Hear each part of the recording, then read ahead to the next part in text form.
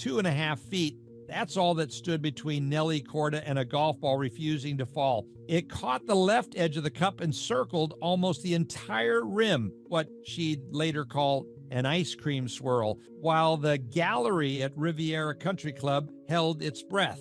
When it finally dropped, Korda didn't pump her fist. She put a hand over her open mouth like she couldn't quite believe her own sport. That putt on June 7th, 2026, made her U.S. Women's Open champion for the first time, her 4th major, her 19th LPGA Tour win. It should have felt like a coronation. It felt more like a survival story with a trophy attached, and that's the entire pattern of Korda's career compressed into one putt. So, is Nelly Korda actually one of the greats, or is this just a great few months?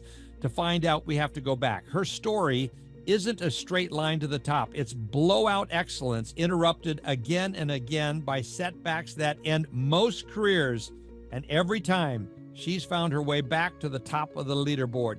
Nelly Korda didn't stumble into competitive golf. She was built for it. Her father, Peter Korda, won the Australian Open in tennis in 1998, the same year Nelly was born. Her mother, Regina Rajchertova, was herself an Olympic tennis player.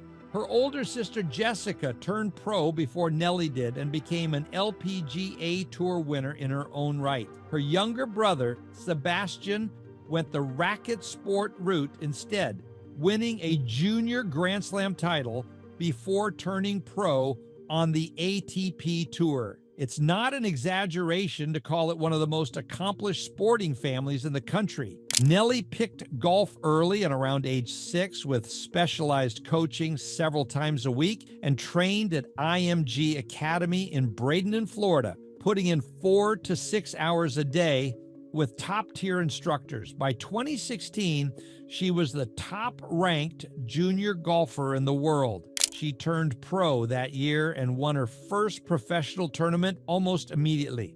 The path from promising junior to tour winner isn't automatic, even for a Korda. It took until 2018 for Nelly to claim her first LPGA Tour title at the Swinging Skirts LPGA Taiwan Championship. In early 2019, she won the Women's Australian Open and broke into the top 10 of the world rankings for the first time. 2 more wins followed that year. By the end of the decade, Korda was a contender every time she teed it up. In 2021, all of that groundwork paid off in a single era-defining stretch.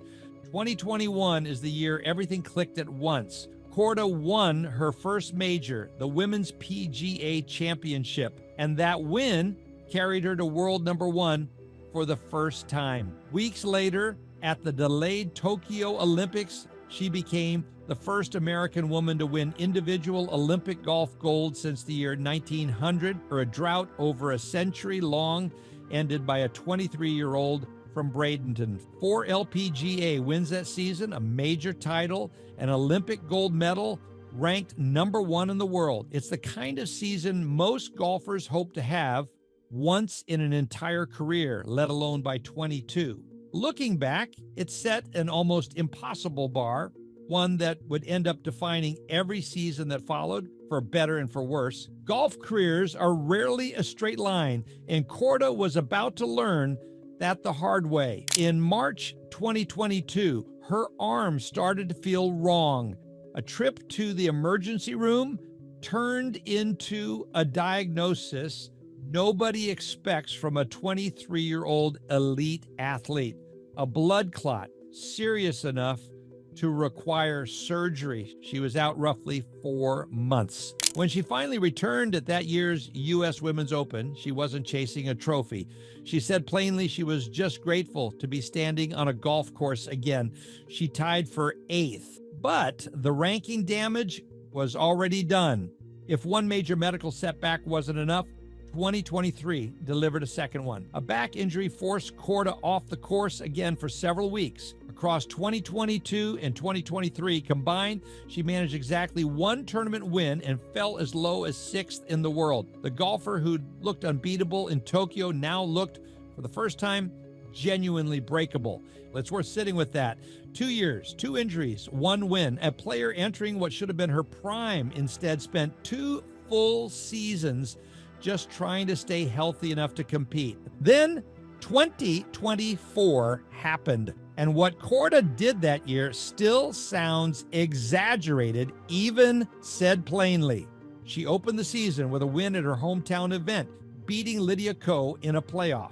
Then she won again and again.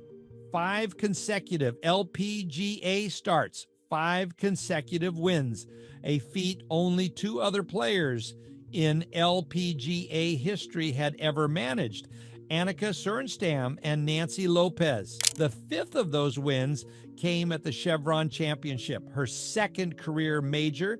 She wasn't finished. A 6th win in 7 starts followed in May. By season's end, Korda had claimed 7 LPGA titles, at the most since Yanni Tseng's 7-win season in 2011, and clinched Player of the Year with tournaments still left to play. In September, she helped the U.S. win the Solheim Cup, going 3-1 in her individual matches. But even in the best season of her career, golf found a way to humble her on the sport's biggest stage. At the 2024 U.S. Women's Open, the overwhelming favorite, Korda put her 3rd shot in the water on the par 3 12th. Then, almost unbelievably, another one right behind it. By the time the carnage ended, she'd carded a 10, a septuple bogey, the worst hole of her career, on national television. At the tournament, everyone expected her to win. Weeks later, defending her Olympic title in Paris, she faded on the back 9 and missed the podium entirely. Even Korda's most dominant season had cracks running straight through it on the exact stages where she most wanted to shine. And then came the part nobody saw coming.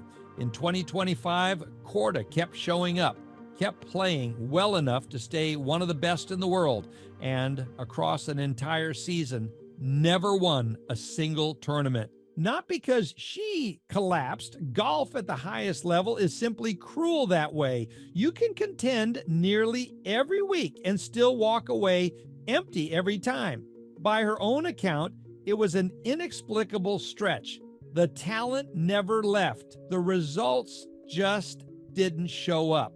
For a player carrying her track record, a winless year lands heavier than the same year would for almost anyone else on tour. 2026 opened differently. Korda won her very first start at the Hilton Grand Vacations Tournament of Champions, beating Amy Yang by 3. Then came 3 straight runner-up finishes, the exact kind of near misses that defined her frustrating 2025. Instead of unraveling, she used them as fuel at the Chevron Championship in April. She led wire to wire and won by 5, her 3rd major.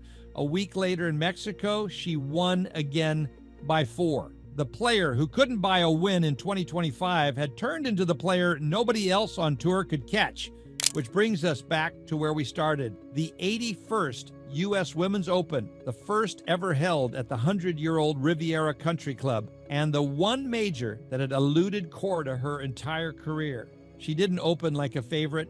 Korda carded a 73 in round 1, 7 shots off the lead. She answered with back-to-back 67s to grab a share of the lead heading into Sunday, which turned into a 5-way scrap in the wind, with Charlie Hull charging from 3 back and Inji Chun chipping in for birdie to stay close. Korda separated herself with a 9-foot birdie on 17, the putt she says she'll remember longest because it finally broke her out of a 4-way tie for the lead. I don't really throw out fist pumps too often, she said afterward, but I did this weekend. Then came 18, an approach to 4 feet, a first putt that came up short, and a knee knocker of a par putt that toured half the cup before it finally dropped. Korda finished at 8 under, one shot clear of Hull and Lopez for her fourth career major and first U.S. Women's Open title. The reaction told you where Korda now sits in her sport.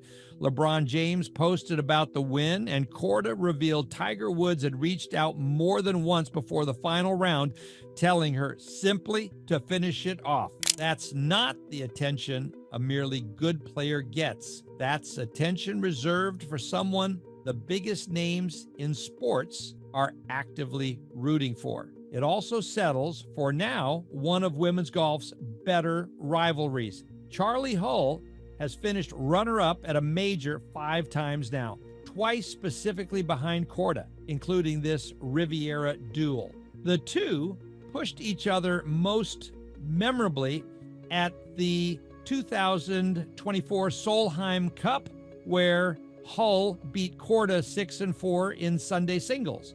The only loss in an otherwise perfect week for the American star. Let's talk numbers, because they tell their own version of this story. Korda's win at Riviera came with a $2.5 million check, the largest single payout in women's major golf history, from a record $12.5 million purse. That single week pushed her career LPGA earnings to roughly $21.5 million, moving her to third on the tour's all-time money list, behind only Lydia Ko and Annika Sorenstam.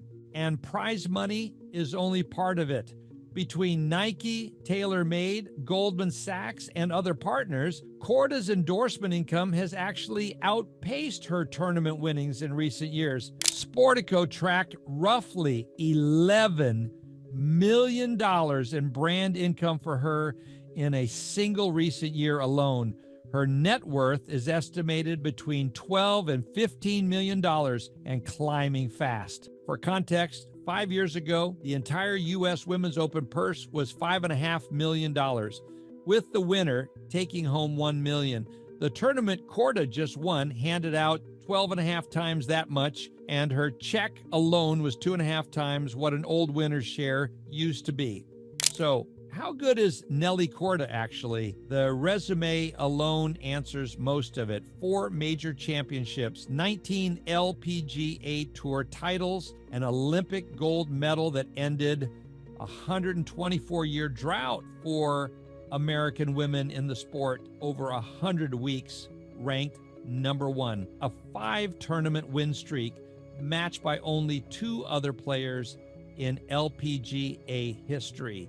But the resume misses the part that makes this story worth telling. This is a career built on repeatedly recovering from things that could have quietly ended it. A blood clot at 23, a back injury the very next year, a winless season in 2025 that had no business happening to a player this talented, and even inside her greatest year, a 10 on a par 3 at the exact tournament the golf world expected her to dominate. Every peak in Korda's story sits right next to a fall, sometimes in the same season, sometimes the same week. That's not a flaw in the story. That's the story. Nelly Korda isn't remarkable because nothing ever goes wrong. She's remarkable because it keeps going wrong and she keeps coming back anyway. A pattern that at this point looks less like luck and more like the actual defining trait of her career.